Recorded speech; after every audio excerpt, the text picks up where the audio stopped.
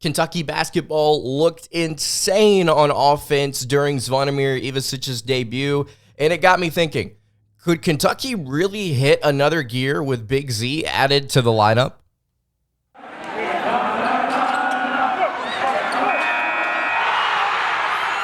You are Locked On Kentucky, your daily podcast on the Kentucky Wildcats, part of the Locked On Podcast Network, your team every day.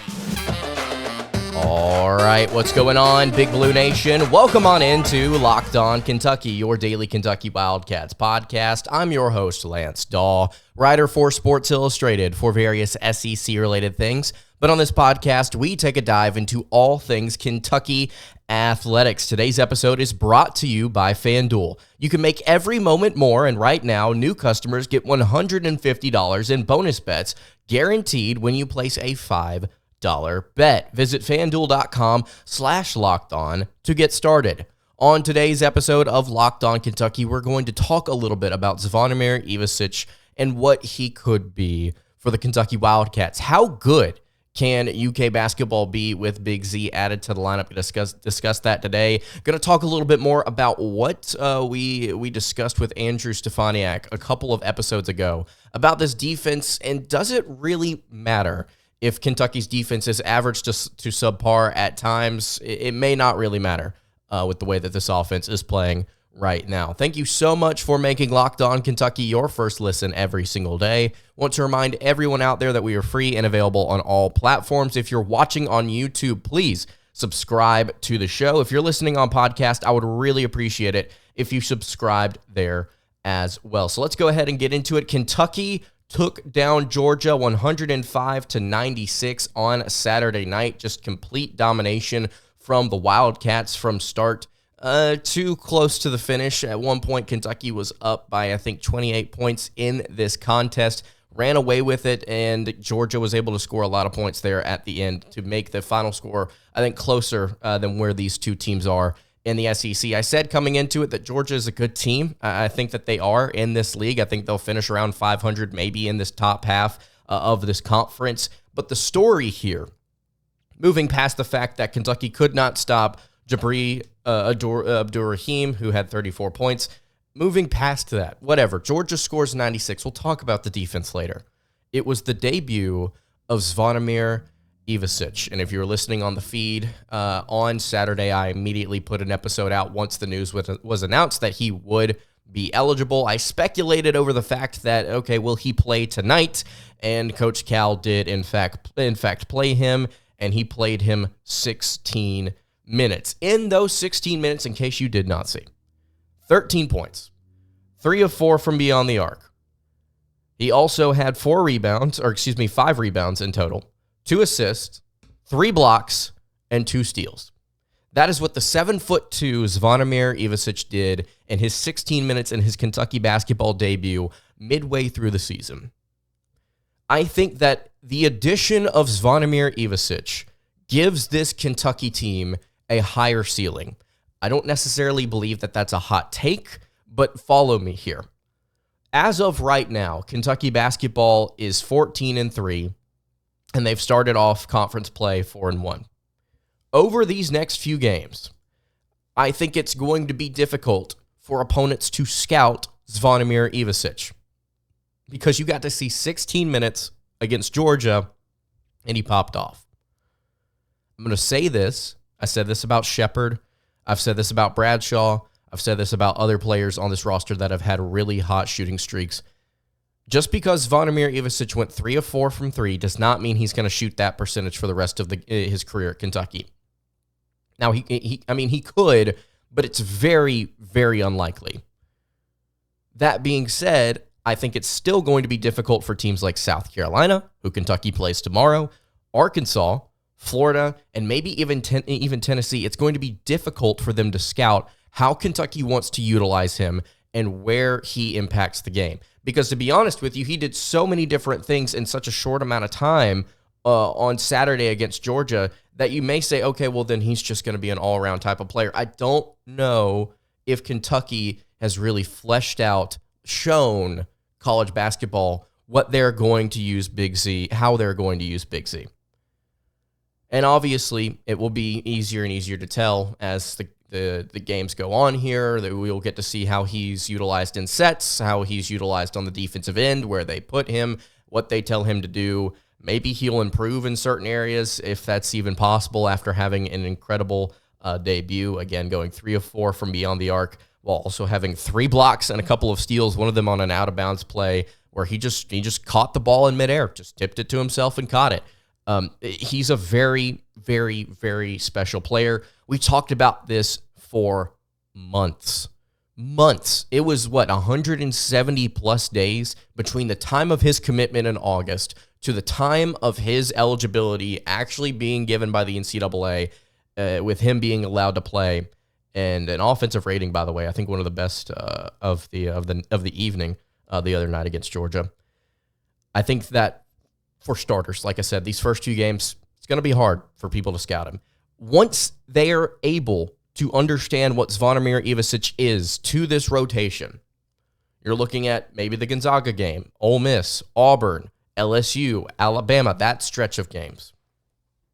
It's still going to be very difficult to stop Ivisic and this offense. And I say Ivisic and this offense because of what he does for the rest of the team.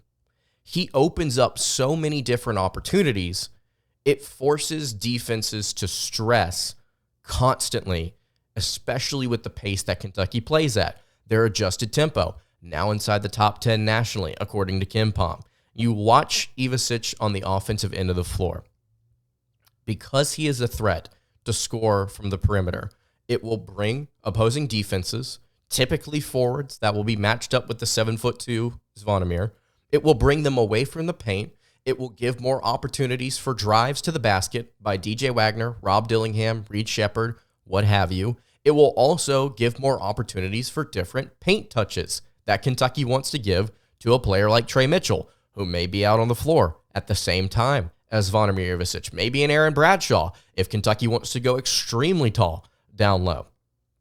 It opens up so many different things on offense when Ivisic is out there on the floor, whether he is beyond the arc or whether he's inside. Because, hey, by the way, just because he can shoot doesn't mean he can't also score at the rim. He's 7'2". It's going to cause so many different problems for teams in this league. And he may not end up being the most efficient shooter. Who knows? He may not be efficient from the floor when all is said and done.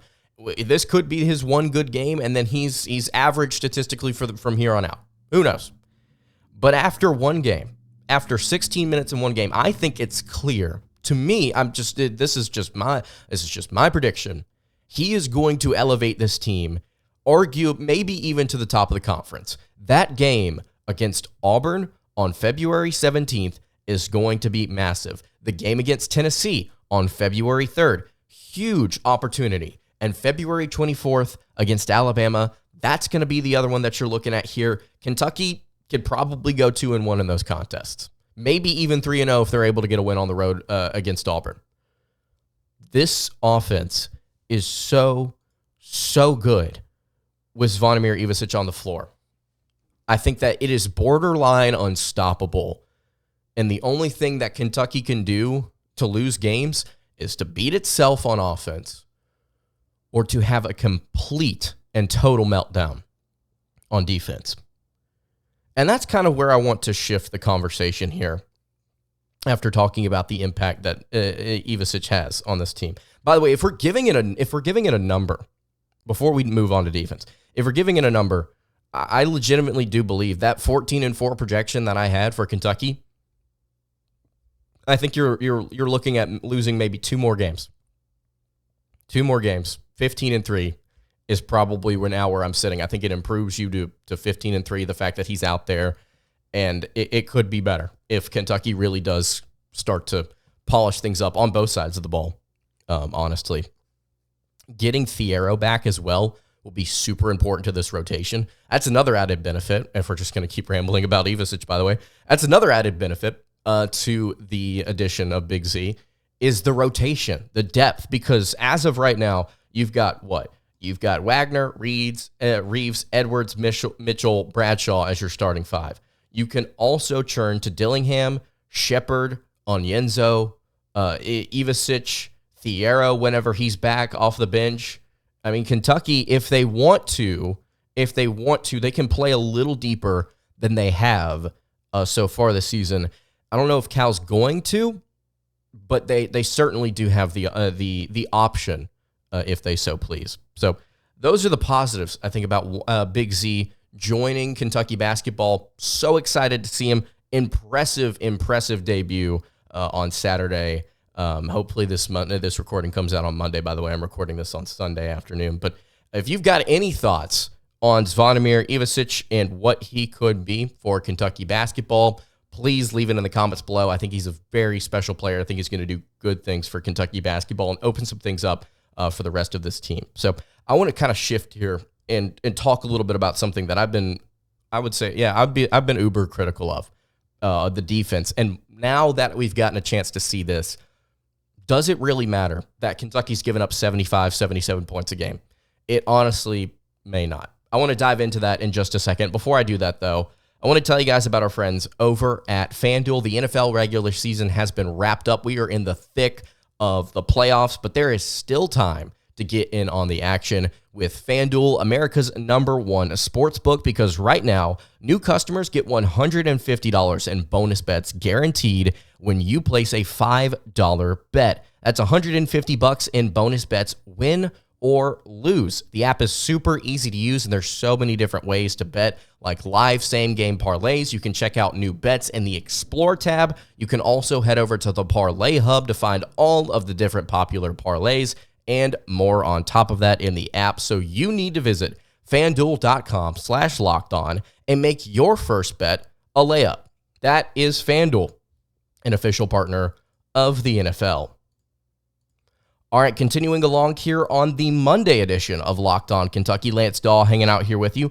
Really appreciate you checking out Locked On Kentucky. If you have not subscribed to the show already, please go ahead and do so. Join up. It's going to be a really fun back half of the season. Can't believe we are already halfway through the season. It's flying by, which is so it's upsetting, but also it's awesome to kind of be here in the moment. So just appreciate it while it's here. Subscribe. It's going to be a fun season to wrap up. I think it's going to be a very special year for Kentucky basketball. If you're listening on podcasts, please, whatever feed you're listening to, subscribe there as well. And it's been a hot minute since I've shouted the Locked On College Basketball podcast out, but Andy Patton, Isaac Shade, phenomenal work over there on the Locked On College Basketball podcast. Have them on the show pretty consistently, friends of the program. Love their work over there. They do a great job covering everything going on in college basketball. If you're looking for a place to talk a little bit of Kentucky hoops and everything else going on in this sport, again, the Locked On College Basketball podcast, wherever you get your podcast, also on YouTube, please go check them out. Okay, so the defense for Kentucky basketball. You've heard the metrics, you've heard the analytics, you've heard my rambling about whether or not this defense needs to get better, how they should get better, will they, blah, blah, blah, blah, blah, blah. They dropped to 73rd in adjusted defensive efficiency on KenPom after their after their win over the Bulldogs, giving up 96 points. It was not a great defensive showing against the Bulldogs, but at the same time, there were a lot of points scored here in what I guess you would call garbage time. And I have a statistic that I want to start this conversation with. And this comes from Hoops Insight, Sean Venzel on Twitter at Hoops Insight. He said, Kentucky's defense is getting dinged a little extra this season when garbage time is included, as I believe it is at KenPom. They're 73rd, but would be about 20 spots higher if garbage time was excluded. For example, Kentucky gave up 16 points in 7 possessions of garbage time versus Georgia. 16 points of garbage time for the Bulldogs. And that's kind of where I think I lied now. This portion of the conversation of whether or not Kentucky's defense is actually okay / can get better, I don't really know if it matters a ton. You gave up 16 points. You would have won that game 105, 103, 100 to 80-ish instead of 96. And while that still is a high number, you won the game by 20 plus. your offense is just doing incredible work. You're 4th in adjusted efficiency. When we want to talk about how bad the defense has been in adjusted efficiency, the offense is top 5. They're top 3 in effective field goal percentage, which essentially means you're just hitting everything and you're valuing the 3-point shot. Kentucky's doing very special things on offense with their pace and what they do in their possessions as far as taking care of the basketball. And I think that's an underrated aspect of the offense this season, is the fact that they've been able to do all of these different things, run up and down the court, be aggressive at the rim, fling the ball around, passing it with aggression. It's been so impressive to me, the fact that Kentucky has been able to do all these different things while also not turning the ball over. They've been able to do it all while being disciplined.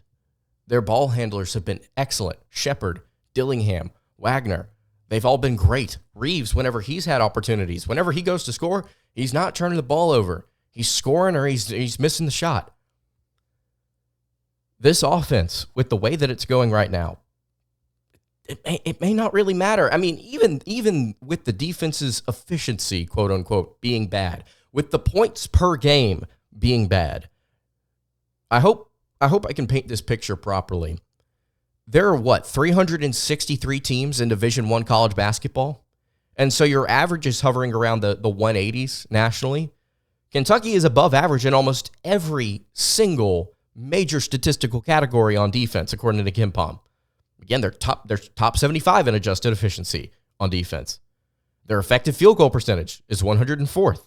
Offensive rebound percentage, 148. Their three-point defense is actually one of the better aspects of their defense. It's 64th nationally. And for all of the talk that we do about Kentucky defending the three, it's not necessarily about percentage. Even the 2-point percentage. It's not about the efficiency. It's about the volume. The amount of shots that the defense allows because of the pace of play on offense is going to lead to more points, regardless of whether or not the opponent is shooting well. If you give them more opportunities and they shoot the same clip as any other team would with less possessions, they're going to score more points. And I think that's part of the downside of having such a good offense. And I think, now that we've come around to it, we're fine with that. We're perfectly fine with Kentucky running and gunning and giving the opponents a few more possessions a game, especially some in garbage time, where you've won the game. And so your intensity for the final, 5-6 minutes of the game, it's not going to be as high as it was whenever the ball was tipped to start. And I think that's okay. Now, when you get into March, you're going to want to turn up the intensity a little bit. And I think that this team has a second gear, i.e. the whole point of this episode, now that Zvonimir Ivisic is on the floor. Also, there's so many different things that he can do defensively to help you protect the rim that we haven't even gotten to, and I think that we will see more of as the season continues to progress. But the summary of today's episode, if you want it here at the end, Zvonimir Ivisic could help Kentucky win an SEC title. Very well could. And the defense, while frustrating at times, doesn't really matter. And it's just the way that Kentucky's going to play ball. And if you're winning games by 15-20 and you're scoring and the opponent is too, doesn't really matter. As long as you bring home the win. And I hate to be the person here to say a win is a win, because sometimes it isn't. I guess it's final score is all that matters at the end of the day. So if you're able to replicate that in March, who cares? Who cares if the defense is giving up 77 a game? Doesn't matter. All right, that's going to do it for today's episode of Locked On Kentucky. You can follow the show on Twitter at Locked On UK. You can follow me on Twitter at @LanceDawe_, and you can follow the show over on Instagram. That is at Kentucky Podcast. Any questions, comments, concerns, leave those in the YouTube comments below. Hit me on the socials. I will see you all tomorrow for another episode of Locked On Kentucky. Hope you guys have a great rest of your day, and God bless.